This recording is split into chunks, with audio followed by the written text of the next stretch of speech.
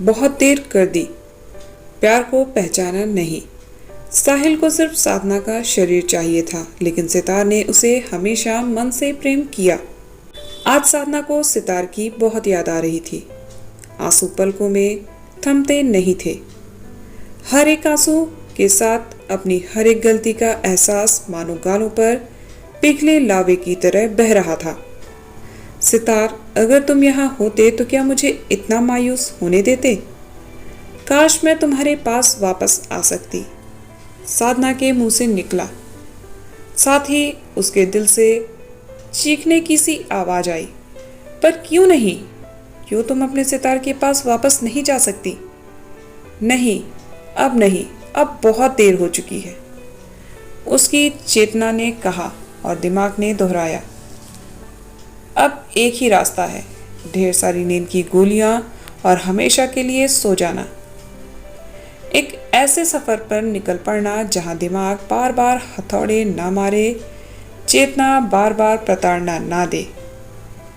साधना गिलास में पानी भरकर लाई और शीशी से नींद की गोलियां हथेली में निकाल कर ली। तभी अपनी और सितार की बचपन की उस पोस्टर जैसी फोटो पर नजर पड़ी। वो गोलियां प्लेट में रखकर उस फोटो की ओर पहुंच गई। उसने बड़े प्यार से सितार की फोटो पर हाथ फिराया। कितने साल के रहे होंगे दोनों? मुश्किल से 7-8 साल के। स्कूल के बाहर की बेंच पर बैठे गुलमोहर के तले अपने अपने मम्मी पापा का इंतजार करते हुए, एक दूसरे को ढांढस बंधाते हुए वे दोनों इतने प्यारे लग रहे थे। पापा ने यह फोटो ली थी। पापा फोटोग्राफर थे। उस दिन किसी क्लाइंट के यहाँ से लौट रहे थे। कैमरा उनके हाथ में था। तब लोगों के हाथों में हर समय मोबाइल नहीं होते थे कि कोई क्यूट सीन दिखा और फोटो ले ली। उस दिन इत्तेफाक से दोनों के पेरेंट्स को उन्हें लेने आने में देर हो गई थी। दोनों बच्चे डरे और सहमे थे क्योंकि पूरा स्कूल खाली हो गया था। तब पहली बार सितार ने उसे सहारा दिया था। अपनी मासूम आवाज में कहा था, चलो हम लोग उस बेंच पर बैठ जाएं, हाथ पकड़कर। मम्मी पापा को देर हो सकती है मगर वह आएंगे जरूर, तुम दुखी मत हो। कहते हुए सितार ने उसकी आंखों में छलकाए आंसू पोंछ दिए। उस दिन से अभी 1 महीने पहले तक सितार ने कभी उसे उसके आंसुओं के साथ अकेला नहीं छोड़ा। साधना चाहती थी कि वह फिल्मी हीरोइन की तरह दौड़ती हुई जाए और सितार की बाहों में समा जाए, पर नहीं, शायद अब बहुत देर हो चुकी है। शायद अब सितार उसे नहीं अपनाएगा। आखिर सहने की भी कोई सीमा होती है। प्यार की कोई तो सीमा रेखा होती होगी। पहली बार कब ठुकराया था उसने सितार के प्यार को? कॉलेज में रिच, हैंडसम और टैलेंटेड साहिल से उसकी फ्रेंडशिप हुई थी जो धीरे धीरे आगे बढ़ रही थी। तब शायद पहली बार सितार को ज़रूरत महसूस हुई थी उसे यह बताने की कि वह उसे कितना चाहता है। साधना को पहली बार ज़रूरत महसूस हुई थी सितार को यह बताने की कि उसके ख्वाबों में कोई रिच, हैंडसम और टैलेंटेड लड़का है। सितार के लिए साधना की ज़िंदगी में जगह सिर्फ और सिर्फ एक दोस्त की है। इससे ज़्यादा जगह वह उसे अपनी ज़िंदगी में नहीं दे सकती।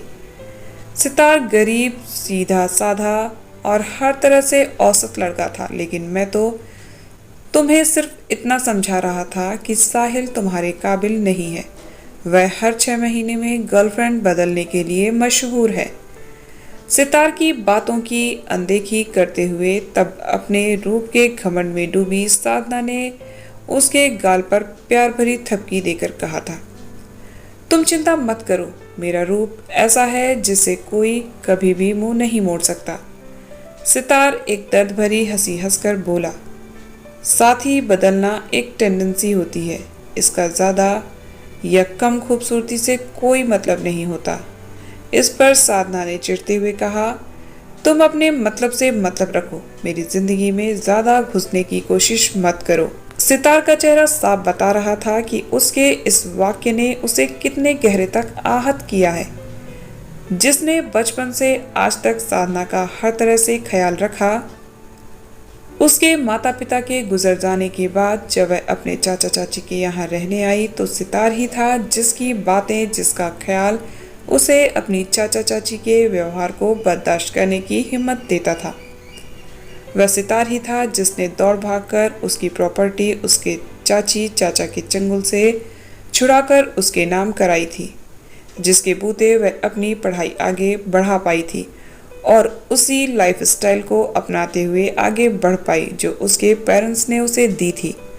उपेक्षा करने वाले और उसका सब कुछ हथिया लेने वाले लालची रिश्तेदारों और दोस्तों के बीच एक सितार ही ऐसा था जो उसे अपनापन, सहारा और फीलिंग ऑफ सिक्योरिटी देता आया था। पर शायद वह सितार के प्यार के काबिल ही नहीं थी। आज उसे ऐसा लग रहा था जब साहिल ने उसका दिल तोड़ा तब भी सितार आगे आया था। कितने प्यार से उसे मनाने और समझाने की कोशिश की, मगर सितार के सामने यह जताना कि उसे इस बात की कोई फिक्र नहीं उसके ईगो का सवाल बन गया था।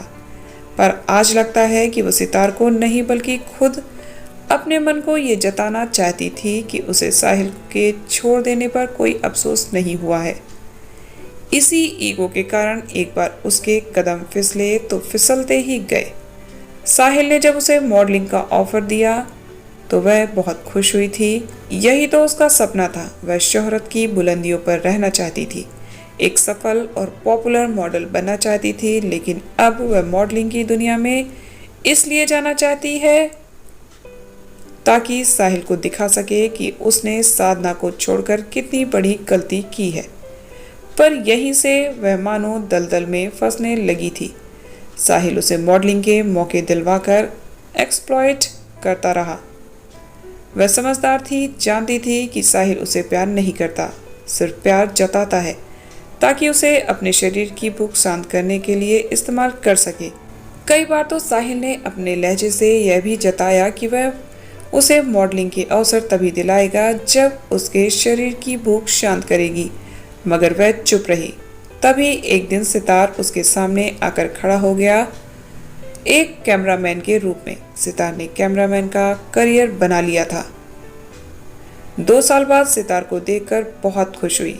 सितार ने उसे बताया कि वह कैमरामैन सिर्फ उसके साथ रहने के लिए बना है। कितना निश्चल, कितना सात्विक, कितना गहरा प्यार था सितार का, जो उससे ठुकराया भी नहीं जाता था और अपनी लालसाओं के कारण अपनाया भी नहीं जाता था। तभी साहिल की जिंदगी में भी दूसरी कोई मॉडल आ गई थी और उसने अपने घर की सजावट, अपने वर्कशॉप के पोस्टर्स, अपने प्रोजेक्ट्स की हीरोइन की तरह अपनी गर्लफ्रेंड भी बदल दी थी। साधना अब थक चुकी थी, टूट चुकी थी, हार चुकी थी। आज उसकी आंखों के सामने साहिल उस नई लड़की की कमर में बाहें डाले वर्कशॉप से निकल गया था और एक बार पलटकर भी नहीं देखा था कि साधना क्या महसूस कर रही है। वह नींद की गोलियां खाने चली ही थी कि तभी उसे आंसुओं से धुला धुला सितार का चेहरा याद आया। एक बार उसने यूं ही सितार के सामने कह दिया था, मैं जिन बुलंदियों पर पहुंचना चाहती हूँ लगता है अब कभी नहीं पहुंच पाऊंगी और अपने पैशन को पाए बिना मैं जीना नहीं चाहती। कभी कभी लगता है जान दे दूं। उसकी बातें सुनकर सितार बहुत भावुक हो गया था। उसका चेहरा अपने हाथों में लेकर पहली बार सितार ने उस पर हक जताया था। उसने साधना के सामने अपना दिल खोलकर रख दिया। तुम्हारी जिंदगी सिर्फ तुम्हारी नहीं है, मैं तुम्हें बहुत प्यार करता हूँ। तुम जान देने की नहीं सोच सकती क्योंकि तुम मेरी जिंदगी हो। तुम्हारी जिंदगी के साथ मेरी जिंदगी जुड़ी है, तुम्हारी खुशियों के साथ मेरी खुशियाँ जुड़ी हैं। तुम जब कभी दुखी हो, तकलीफ में हो या तुम्हारे दिमाग में ऐसा कोई विचार आए कि तुम्हारी जिंदगी बेकार है तो तुम बस मुझे दिल से याद कर लेना। मैं तुम्हारे दिल में रहता हूँ, तुम्हारे सामने आ जाऊंगा। तभी दरवाजे पर दस्तक हुई, कहीं साहिल ना हो। उसने साहिल को मैसेज किया था कि वह उसके व्यवहार से इतनी परेशान है कि आत्महत्या कर सकती है। उसने एक उम्मीद के साथ दरवाज़ा खोला पर सामने सितार खड़ा था। वह एक पल में सितार की बाहों में समा गई। सितार, मुझे माफ़ कर दो, मैंने तुम्हारे प्यार को पहचाना नहीं। मैं खुद अपनी नज़रों में गिर चुकी हूँ। मैं अपने आप को तुम्हारे काबिल नहीं समझती। मुझे मर जाने दो। तभी रोती साधना ने सितार की प्यार भरी झिड़की सुनी। धत पगली, प्यार तो वो अमृत कलश है जिसे पीकर इंसान अमर हो जाता है, और तुम अपने प्यार से कह रही हो कि तुम्हें मर जाने दे। सितार अपनी साधना को बाहों में भरकर ऐसे प्यार किए जा रहा था जैसे आज ही उसके सारे दुख दर्द उसके शरीर, मन और आत्मा से जड़ से निकाल फेंकेगा। तो दोस्तों, आज की ये कहानी आपको कैसी लगी कमेंट करके ज़रूर बताइएगा। इसी तरह की ढेर सारी कहानियों के लिए चैनल को सब्सक्राइब ज़रूर कर लीजिएगा। मिलते हैं नेक्स्ट वीडियो में एक नई कहानी के साथ। Till then, bye bye, take care.